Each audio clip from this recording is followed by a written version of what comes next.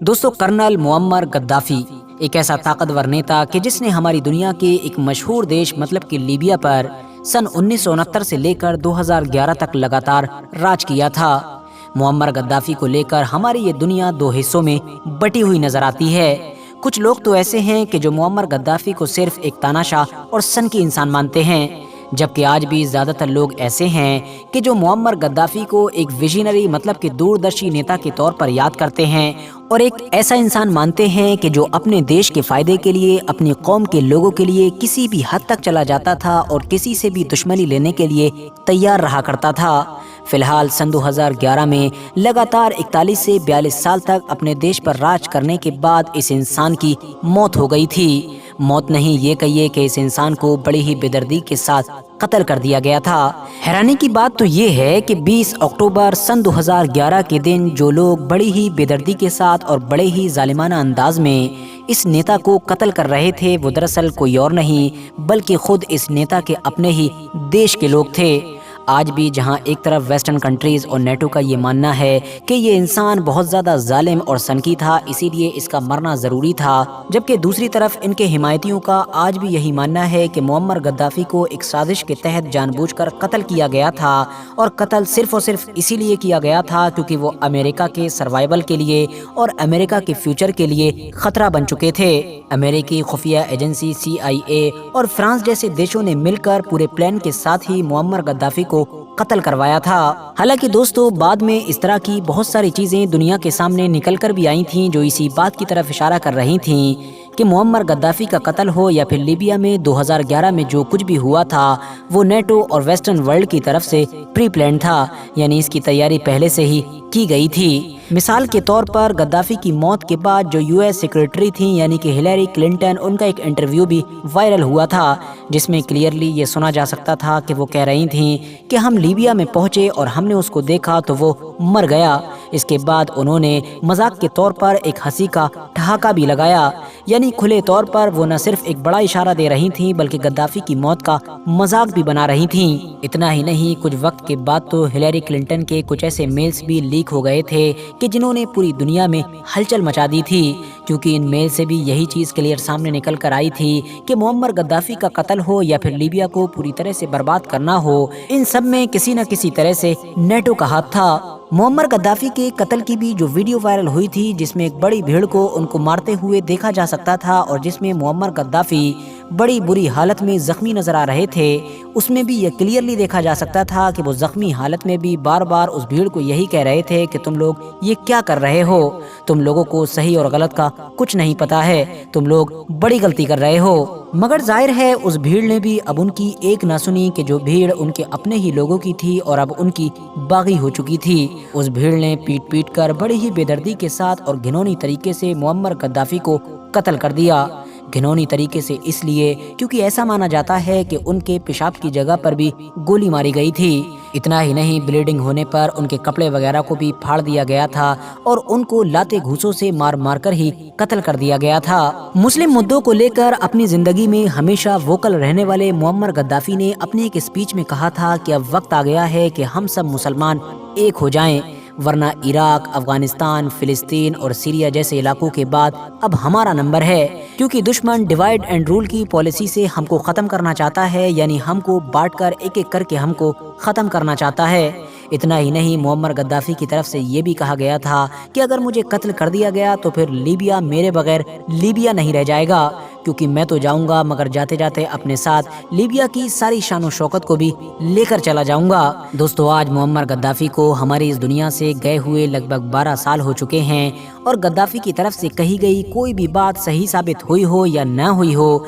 मगर लीबिया के बारे में जो गद्दाफी ने कहा था वो यकीनी तौर पर 100% सही साबित हुआ है। गद्दाफी के जाते ही लीबिया पूरी तरह से बदल गया और देश के अंदर वो सिविल वॉर यानी कि गृह युद्ध शुरू हुआ कि जो आज तक खत्म ना हो सका है। देश के न सिर्फ 2 टुकड़े हो गए बल्कि आतंकवाद, बदमाश, इस तरह के सारे गैंग भी बड़ी अच्छी तरह से एक्टिव हो गए। आज वहाँ पर ना तो चैन है न सुकून है, अगर कुछ है तो वो है भुखमरी, बेरोजगारी और गरीबी। आसान भाषा में आप ये कह सकते हैं कि गद्दाफी के दौर में जिस लीबिया को मुस्लिम दुनिया की اور اسپیشلی افریقہ کے علاقے کی جنت مانا جاتا تھا، گدافی کے جاتے ہی وہ علاقہ ہماری اس دنیا کی جہنم میں بدل گیا ہے۔ مگر دوستو اب سوال یہی ہے کہ آخر یہ سب کچھ ہوا کیسے؟ 40 سال کے ایک لمبے وقت تک لیبیا پر راج کرنے والے گدافی کو ان کے خود کے دیش کے لوگوں نے ہی کیوں قتل کر دیا؟ کیا سچ میں کرنل گدافی کی موت کے پیچھے وہی ساری وجہ تھیں جو ہم کو بتائی جاتی ہیں؟ کیا سچ میں کرنل گدافی کو بالکل اسی طرح سے قتل کیا گیا تھا کہ جیسا کہ ہم کو بتایا جاتا ہے، یا پھر اس کے پیچھے کوئی اور ہی کھیل تھا؟ تو چلیے آج کی اس ویڈیو میں ہم اس ٹاپک سے جڑے اپنے سارے ہی سوالوں کے جواب جاننے کی کوشش کرتے ہیں۔ RH نیٹ ورک کے نالجبل فرینڈ، سب سے پہلے تو ہم لوگ یہ جاننے کی کوشش کرتے ہیں کہ آخر معمر گدافی کے دور میں لیبیا کا حال کس طرح کا ہوا کرتا تھا۔ تو دوستو سب سے پہلے تو یہ چیز جان لیجئے کہ چاہے ایجوکیشن ہو، ہیلتھ کیئر ہو، بجلی، پانی، گیس، اس طرح کی ساری ہی چیزیں اس دور میں لیبیا کے لوگوں کے لیے فری ہوا کرتی تھیں۔ آپ لوگ بالکل صحیح سن رہے ہیں، اس دور میں کسی کے گھر پر بھی ان چیزوں کا بل نہیں آیا کرتا تھا۔ آج کے دور میں دنیا کے امیر سے امیر اور بے انتہا ڈیولپ دیشوں میں بھی یہ چیز دیکھنے کو نہیں مل سکتی ہے۔ لیبیا کے لوگوں کا اس دور میں جو لیونگ اسٹینڈرڈ تھا اس کی تو بات ہی نرالی تھی۔ وہاں پر اس دور میں چاہے سیلری ہو یا پھر بزنسز ہوں، یہ سب کچھ ٹیکس فری تھا۔ آج کے دور میں بھی یوروپ کے آدھے سے زیادہ دیش ایسے ہیں کہ جو لیبیا کے اس دور کے لوگوں کے لیونگ اسٹینڈرڈ کو ٹکر نہیں دے سکتے ہیں۔ یہ دیش اکانومی یا اس طرح کی دوسری چیزوں کے معاملے میں افریقہ میں تو سب سے تیزی کے ساتھ آگے بڑھ ہی رہا تھا اور سب سے اوپر لگ بھگ پہنچ ہی گیا تھا۔ باقی دنیا کے حساب سے بھی یہ بہت جلد ہی اوپر دیشوں میں آنے والا تھا۔ ایگریکلچر کو بھی لیبیا میں خوب پروموٹ کیا جاتا تھا، اسی لیے اگر کوئی بھی انسان ایگریکلچر یعنی کہ کھیتی میں اپنا کریئر بنانا چاہتا تھا تو اس کو زمین، گھر، اکوپمنٹ، کھاد یا اس طرح کی اور بھی جو ساری چیزیں ہیں وہ حکومت پرووائڈ کراتی تھی۔ لیبیا میں رہنے والے ہر انسان کے پاس ہی اپنا گھر ہوا کرتا تھا، کوئی بھی انسان بے گھر نہیں تھا۔ وجہ یہ تھی کہ کیونکہ ہر انسان کے پاس اپنا ذاتی گھر ہونا یہ دراصل ایک انسانی حقوق بنا دیا گیا تھا، مطلب ہر انسان کا رائٹ بنا دیا گیا تھا، جس کی وجہ سے گورنمنٹ کو ہر کسی کے لیے گھر کا انتظام کروانا ہی ہوتا تھا۔ معمر گدافی کے دور میں لیبیا کا اگر کوئی بھی جوڑا شادی کرنے کا ارادہ کیا کرتا تھا تو شادی کے وقت گورنمنٹ کی طرف سے اس کو $50,000 دیے جاتے تھے۔ ایون اس کے علاوہ اگر کسی بچے کی پیدائش ہوا کرتی تھی تو ڈیلیوری کے وقت وہاں کی گورنمنٹ ماں اور بچے کے لیے $5,000 دینے کی پابند تھی۔ اتنا ہی نہیں، لیبیا کا وہ لٹریسی ریٹ کہ جو معمر گدافی سے پہلے صرف 11% ہوا کرتا تھا، وہ معمر گدافی کے دور میں 88 یعنی کہ 88% کے قریب پہنچ گیا تھا۔ مطلب لیبیا کی لگ بھگ 88% آبادی اب پڑھی لکھی ہو چکی تھی۔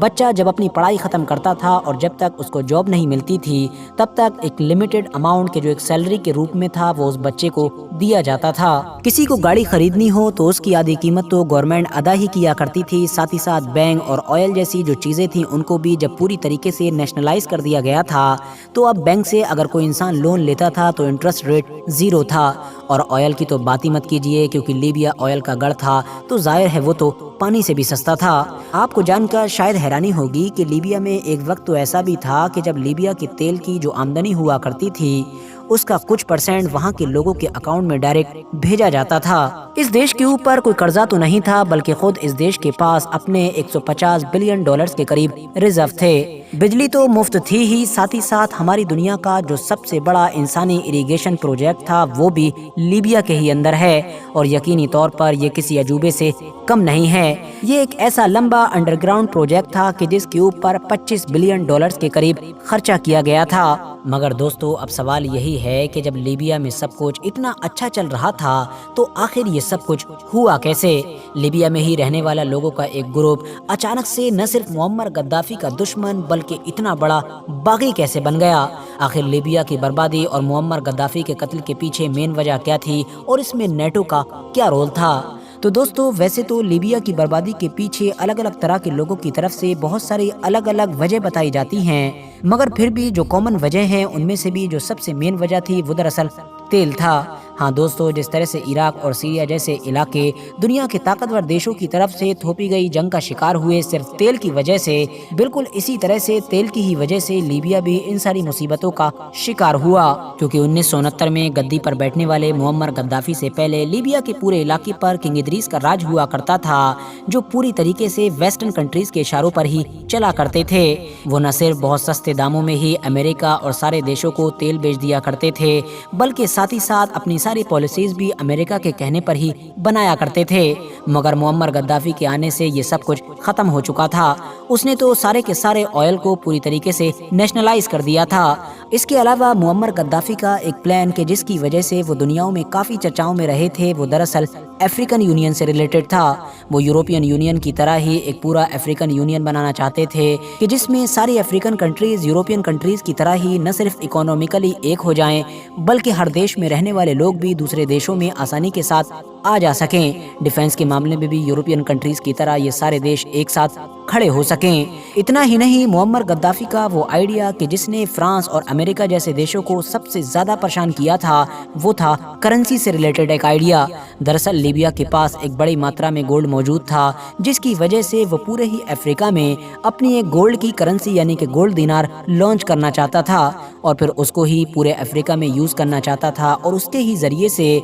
जो ऑयल वगैरह का ट्रेड होता है उसको चलाना चाहता था। इससे परेशानी की बात ये थी कि 17 से 18 वो अफ्रीकन कंट्रीज कि जिसमें किसी दौर में फ्रांस का राज हुआ करता था और अभी भी वो इनडायरेक्टली फ्रांस के ही अंडर में रहा करती थीं और वहाँ पर फ्रांस की करेंसी को यूज़ किया करती थीं। तो अब वहाँ पर भी जाहिर है इस नई गोल्ड दिनार करेंसी का यूज़ होने लगता, जिसकी वजह से धीरे धीरे फ्रांस का इन्फ्लुएंस उन सारे देशों से पूरी तरह से ख़त्म हो जाता। अफ्रीका को तो छोड़ ही दीजिए, बल्कि इंटरनेशनल लेवल पर भी उस दौर में मुअम्मर गद्दाफी ने डॉलर के खिलाफ भी एक जंग छेड़ रखी थी। डॉलर से रिगार्डिंग जिस तरह की बातें एशियन कंट्रीज ने आज के दौर में शुरू की हैं, उस तरह की बातें उस दौर में ही मुअम्मर गद्दाफी की तरफ से बार बार की जाती थीं। मुअम्मर गद्दाफी की तरफ से बार बार यही कहा जाता था कि हमको डॉलर को छोड़कर दुनिया की बाकी करेंसी में भी व्यापार करना चाहिए और स्पेशली तेल का ट्रेड करना चाहिए। मुअम्मर गद्दाफी ने तो उस दौर में डॉलर को नजरअंदाज करके Russian countries rouble, Indian currency रुपए और इसके अलावा लीबियन कंट्रीज वगैरह में तेल के व्यापार की डील तक कर डाली थी। हम सभी ही लोग बड़ी अच्छी तरह से जानते हैं कि दुनिया भर में जो ऑयल ट्रेड होता है वो डॉलर में होता है और बाकी भी जो ज्यादातर ट्रेड होते हैं वो सारे के सारे डॉलर में ही होते हैं, जिसकी वजह से जो अमेरिकी डॉलर होता है उसकी डिमांड बढ़ती है और वो ऑटोमेटिकली ताकतवर होता चला जाता है। मगर जाहिर है अब अगर दुनिया डॉलर को ही इग्नोर करना शुरू कर देती तो इससे ऑटोमेटिकली डॉलर की कीमत और डॉलर की वैल्यू गिरना शुरू हो जाती, जो अमेरिकी इकोनॉमी के लिए बिल्कुल भी पॉजिटिव साइन नहीं था। इन तमाम चीज़ों के अलावा अगर दोस्तों आप लोगों ने गौर किया होगा तो आपने महसूस किया होगा कि जिस अंदाज में मुअम्मर गद्दाफी की तरफ से वेस्टर्न कंट्रीज को क्रिटिसाइज किया जाता था, उनके फैसलों पर जिस तरह की टिप्पणी और जिस अंदाज में टिप्पणी मुअम्मर गद्दाफी की तरफ से की जाती थी, उस तरह की टिप्पणी ना तो दुनिया का आज कोई नेता करता है और न ही पहले किया करता था। वो इंसान बिल्कुल खुले अंदाज में चाहे अमेरिका हो या कोई दूसरी वेस्टर्न कंट्री हो उसके खिलाफ बोला करता था। इवन यूएन जैसी उनकी खुद की ऑर्गेनाइजेशन में जाकर भी वो इंसान जो चाहता था वो बोलता था। आज भी यूट्यूब पर या इस तरह के दूसरे प्लेटफॉर्म पर आप लोगों को ऐसी बहुत सारी वीडियोस मिल जाएंगी जिसमें आप देख सकते हैं कि मुअम्मर गद्दाफी का अंदाज क्या हुआ करता था जब वो इंसान वेस्टर्न कंट्रीज के फैसलों पर टिप्पणी किया करता था। वो इंसान बार बार ये जताने की कोशिश करता था कि लीबिया मेरा है और हमको कोई जताने की कोशिश ना करे कि हमको लीबिया में क्या करना है। मतलब वो इंसान लीबिया में तो वेस्टर्न कंट्रीज का इंटरफेयर नहीं चाहता था, साथ ही साथ अफ्रीका के जो बाकी देशों में वेस्टर्न कंट्रीज का काफ़ी इन्फ्लुएंस था और जो इंटरफेयर था उसके खिलाफ भी काफ़ी वकालत किया करता था। जैसा कि मैंने आप लोगों को पहले ही बताया कि मुअम्मर गद्दाफी से पहले लीबिया में किंग इदरीस का राज था, जो दरअसल वेस्टर्न कंट्रीज का ही एक बिठाया हुआ इंसान था। उस इंसान ने अपने देश के अंदर वेस्टर्न कंट्रीज को बेसिस बनाने की इजाज़त भी दे रखी थी, मगर जैसे ही मुअम्मर गद्दाफी की एंट्री हुई तो लीबिया के अंदर से वो सारे बेसिस भी ख़त्म कर दिए गए थे। तेल को नेशनलाइज कर दिया गया था, जिसकी वजह से कोई भी विदेशी कंपनी लीबिया में आकर तेल वगैरह नहीं निकाल सकती थी। इससे भी अमेरिका और यूरोप की कुछ खास कंट्रीज को भारी नुकसान हुआ था। वैसे तो दोस्तों लीबिया में मौजूद मुअम्मर गद्दाफी की हुकूमत शुरू से ही निशाने पर थी। 1980 के दौर में तो इजराइल के साथ मिलकर अमेरिका की तरफ से इस हुकूमत को गिराने की कोशिश भी की गई थी, मगर ये लोग नाकाम रहे और उसके बाद ब्रिटेन, फ्रांस जैसे देशों के साथ भी मिलकर कई बार वक्त वक्त पर कोशिशें की गई। हर बार मुअम्मर गद्दाफी के खिलाफ ये कोशिशें नाकाम हो जाती थीं, मगर फिर दौर आया सन 2011 का और इस बार वो सब कुछ हो गया कि जिसका इंतजार अमेरिका, फ्रांस या फिर इस जैसे देशों को बहुत लंबे वक्त से था। फिलहाल दोस्तों हुआ ये कि सन 2010 के शुरू में अफ्रीका के एक देश के जिसको हम लोग ट्यूनेशिया के नाम से जानते हैं, उसके अंदर इकोनॉमिकली अनस्टेबिलिटी होने की वजह से लोगों की तरफ से हुकूमत के खिलाफ पीसफुल प्रोटेस्ट शुरू हुए। इन सारे प्रोटेस्ट को वेस्टर्न मीडिया की तरफ से खूब कवर तो किया ही जा रहा था, साथ ही साथ इन सब को बड़ा चढ़ाकर भी दिखाया जा रहा था। नतीजा ये हुआ कि इस तरह के ये सारे प्रोटेस्ट देखते ही देखते अब इजिप्ट, यमन, बहरीन और सीरिया जैसे इलाकों में भी पहुंच चुके थे। वेस्टर्न मीडिया की तरफ से इन सारे प्रोटेस्ट को अरब स्प्रिंग का नाम दिया गया था और फिर 15 फरवरी सन 2011 का वक्त आते आते इन सारे प्रोटेस्ट की एंट्री लीबिया में भी हो चुकी थी। लीबिया में इस प्रोटेस्ट की शुरुआत बेनगाजी नाम के शहर से हुई थी और ये प्रोटेस्ट फतेह नाम के एक सोशल एक्टिविस्ट की गिरफ्तारी के बाद शुरू हुआ था। कहने को तो ये सिर्फ प्रोटेस्ट ही थे, मगर अब इसमें धीरे धीरे वो सारे बागी भी शामिल हो चुके थे कि जो मुअम्मर गद्दाफी के खिलाफ एक लंबे वक्त से उठने का इंतजार कर रहे थे। दूसरी तरफ अमेरिका ने भी सोचा कि इससे अच्छा मौका दोबारा कभी नहीं आने वाला है। वेस्टर्न मीडिया ने भी मुअम्मर गद्दाफी को एक क्रिमिनल के तौर पर दिखाना शुरू कर दिया कि जो इंसान अपने खिलाफ होने वाले प्रोटेस्ट को दबाने के लिए किसी भी हद तक जाने के लिए तैयार है, वो सिविलियंस के खिलाफ जुल्म कर रहा है और वो हर उस इंसान को मार देगा जो उसके खिलाफ उठने की कोशिश करेगा। लीबिया में होने वाले ये सारे प्रोटेस्ट सिर्फ प्रोटेस्ट ही थे या फिर कुछ और, इस चीज का अंदाजा सिर्फ इस बात से लगाया जा सकता है कि कुछ वक्त के अंदर ही इन सारे प्रोटेस्टर्स ने बाहरी मदद के बलबूते पर मुअम्मर गद्दाफी के खिलाफ ही अपनी एक नई हुकूमत बना ली थी। अब आप लोग सोचिए ये मुअम्मर गद्दाफी के लिए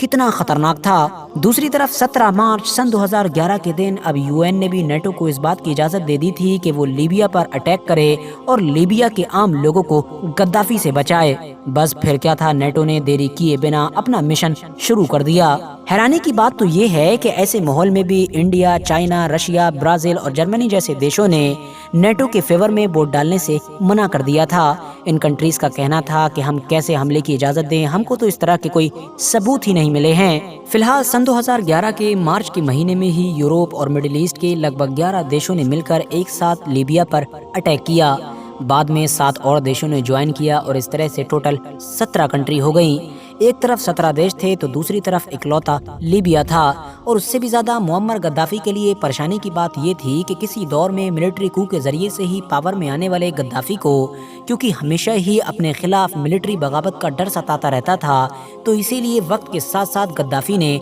अपनी फौज को अलग अलग टुकड़ों में करके कमजोर कर रखा था। सारी टुकड़ियों को अलग अलग इलाकों में फैला रखा था। मगर वक्त का सितम देखिए कि ये तमाम चीजें ही गद्दाफी के लिए सबसे ज्यादा खतरनाक साबित हुई, क्योंकि जब नेटो और इसके इत्तेहादियों ने लीबिया पर अटैक किया तो लीबिया की आर्मी इस हालत में भी नहीं थी कि वो अपने लीडर यानी कि गद्दाफी की भी हिफाजत कर सके। फिर दिन आया 20 अक्टूबर सन 2011 का कि जब मुअम्मर गद्दाफी अपनी लगभग 80 गाड़ियों के काफिले के साथ बेनगाजी शहर की तरफ जा रहे थे। तभी नेटो ने इनके फोन की मदद से इनकी लोकेशन को ट्रेस किया और उसके बाद ड्रोन की मदद से इनके इस गाड़ियों के काफिले पर अटैक शुरू किया। इस अटैक में ज्यादातर गाड़ियां तबाह हो गईं। उसके बाद मुअम्मर गद्दाफी ने अपने कुछ वफादार साथियों के साथ वहां से निकलकर जान बचाने की कोशिश की। पहले तो ये लोग करीब के ही एक घर में छिपे, इसके बाद वहां से निकलकर पास में ही एक साइट के जहां पर कंस्ट्रक्शन का काम चल रहा था, वहां पर एक पतला सा पाइप था, उसके अंदर छिप गए। मगर बागियों ने इनको ढूंढ निकाला,